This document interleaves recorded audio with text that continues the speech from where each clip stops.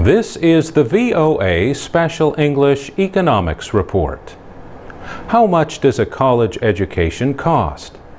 In the United States, the College Board releases yearly reports on prices at colleges and universities.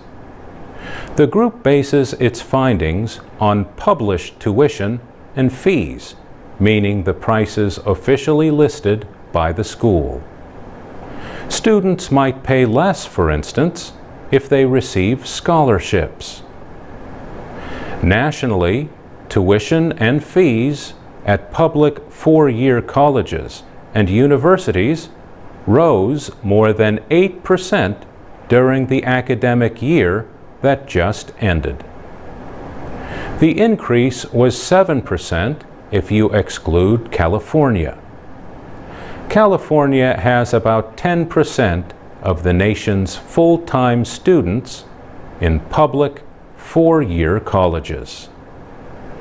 In-state tuition and fees averaged more than $8,000 nationally. The average total charge, which includes housing and meals, was $17,000. The total charge for students from out of state was $30,000. Tuition and fees increased 4.5% at private nonprofit four-year schools. That was still higher than the inflation rate. The average was $28,500.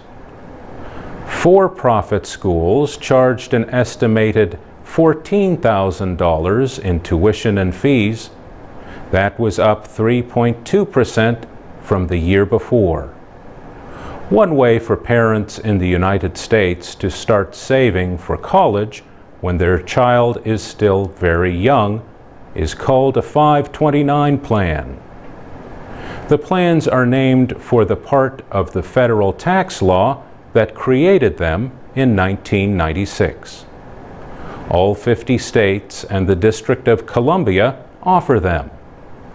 Private investment companies operate most of these plans, and each state has its own rules. Many plans are open to families from other states. 529 plans offer different investment choices.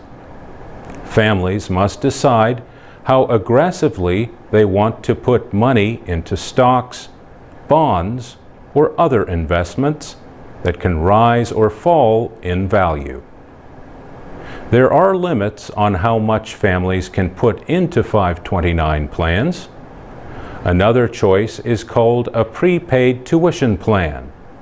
Parents can pay for an education at a public college or university in their state while their child is still growing up. But what if the child decides to go to school out of state, or not at all?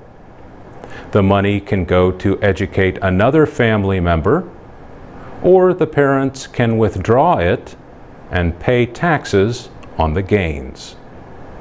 There are other ways to save for college while also saving on taxes. One way is to put money for a child into what is called a custodial account until the child becomes an adult. For VOA Special English, I'm Mario Ritter.